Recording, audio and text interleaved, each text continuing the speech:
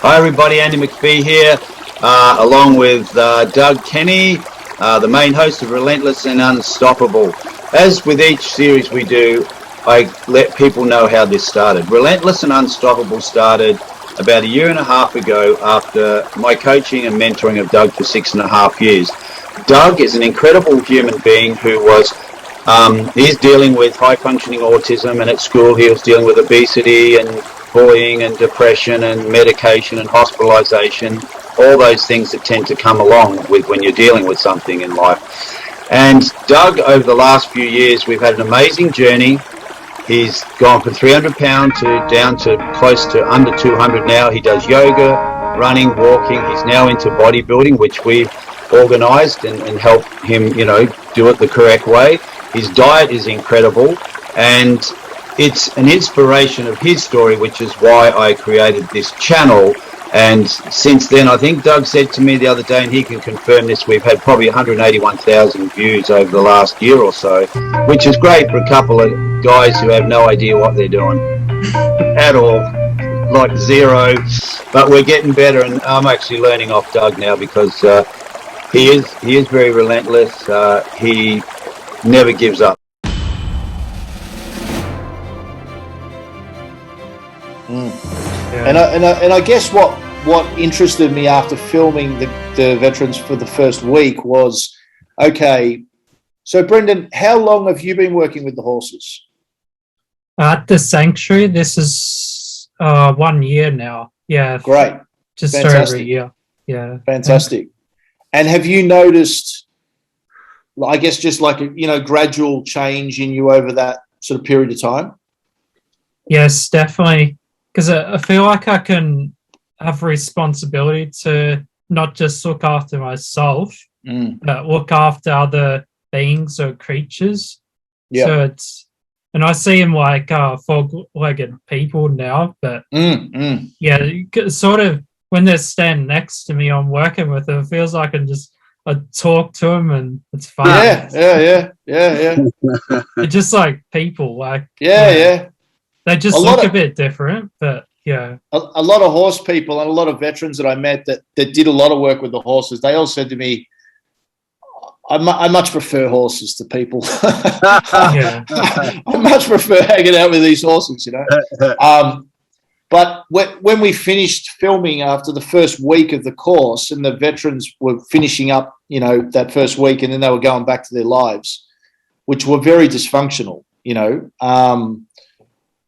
I said to Scott, like, what happens now? Because they've had this great week in the country. They've made these kind of small breakthroughs, but now they're going back to the real world, back to really dysfunctional environments. And he said, well, that's why I encourage them to keep volunteering with my program, keep learning horsemanship skills, keep working with the horses. So when I realized, okay, that's what he does, I thought it'll be very important. I was just interested to see how many of them would keep working with him. Do you know what I mean? Like, you could easily do a week in the country, have a great time, and then just, you get back into your old routine and you just forget about it. You think, it's too hard to go to the stables this weekend. I've got other stuff, or I'm feeling depressed, or I can't be bothered, or whatever. But so many of them keep working with him after that initial week. And they like Brendan, they'll work for a year or 2 years or 3 years. So those connections that they make with the horses and Scott, they're really strong. Like, anyone that wants to keep doing that sort of work year on year is getting something very powerful out of it. Yeah, wow. And to be able to film people's journeys over a 3-4 year period was just amazing, because you really see genuine, real life transformation of people. You see the tiny seeds of it beginning in the first week of the film, with that first part of with the first course. But then, you cut to some of their breakthroughs 3+ years later, and they're clearly in very different places in their lives, and so that was amazing for me to see that the journeys that they went on, Yeah, it's amazing. And Brenton just mentioned something then, that he talks to the horses, and when I've had the opportunity to be around horses, because I don't go around a lot, you can feel they're a little tense around you because, you know, a lot of films that you would know, you've had to ride horses. I'm not really that confident, and I can feel it because the horse starts to feel it too. And then you think, oh, no, don't, stay calm, Andy, stay calm, because that's right. like it. And I got through, one horse tried to throw me off when I was doing professional wrestling. I wanted to learn to ride a horse because of the acting. So my friend, who was a pro wrestler, but also into horses, full on equestrian, right? He said, we got a horse, come out, we'll jump on. I did it. He said, this used to be a stunt horse. I went, okay, hang on. Has it been trained? Because I don't want to get on that horse and suddenly it's going to go, I'll show you what I can do, right? Not with me on the back. Well, it lasted 2 weeks, and then it decided to show me that, I don't really want you on my back anymore. And up it went, mate. I hung on, and all I could hear is him saying, pull back, and I just did everything he told me. And I didn't get kicked off, but it was scary. It was really scary. Powerful machines they are. And this wasn't the horses you're talking about. This is a horse that has been, you know, domesticated for a long time. But oh boy, when he said you're not on my back, I was fearing for my life, I can tell you. Well, you know, in the film, I mean, there's a thoroughbred that they bring out of the float right at the start of the film. And I think Scott says something like, this horse has never been anywhere except the racetrack. So it's only been at the racetrack in the stalls, and then it gets taken out onto a track with the big wooden palings that run around it, you know. So it's never been on a farm. It's never been like where there's huge expanses of like farm paddocks and just normal wire fences. So anyway, they let these horses go, and the horses just ran straight down the paddock, straight back up the paddock, and then straight through a wire fence. And we all kind of went, fuck, what's happened here? And he said, oh shit. And it wasn't good. It was like they could have really hurt themselves. But he said they're so uneducated because they're coming from the racing industry. They don't even see that fence. Wow. Like they need to see the big palings that you have around racecourses and stuff for them to go, oh, that's a fence, don't run into it. So to get on an ex-thoroughbred racehorse, you definitely want to know what you're doing. You could really end up in a bad way, you know. That's again, see, there's so many great stories here that you can use as analogies for people. Like, the horse is just trained to be on the racetrack. It's never been in anything but fences surrounding it. But the minute you remove the fences, it's got freedom, but it doesn't know what to do with it until it's.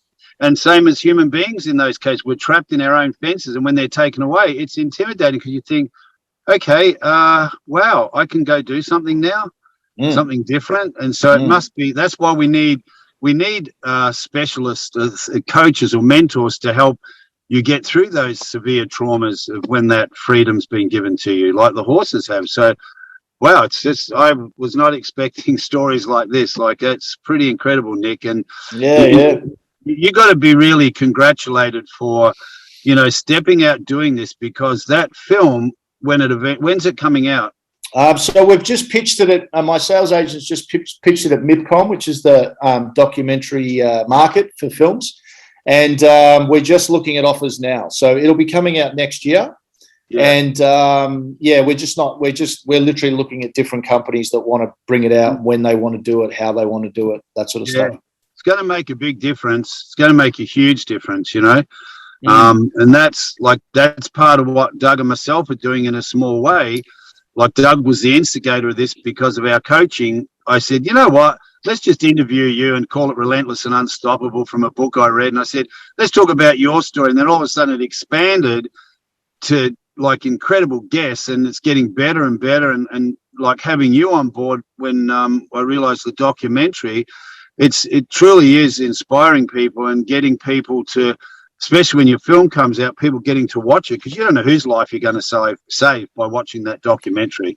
Yeah, look, it's funny, you know, I remember we've been filming on and off for a couple of years. I had a bunch of footage.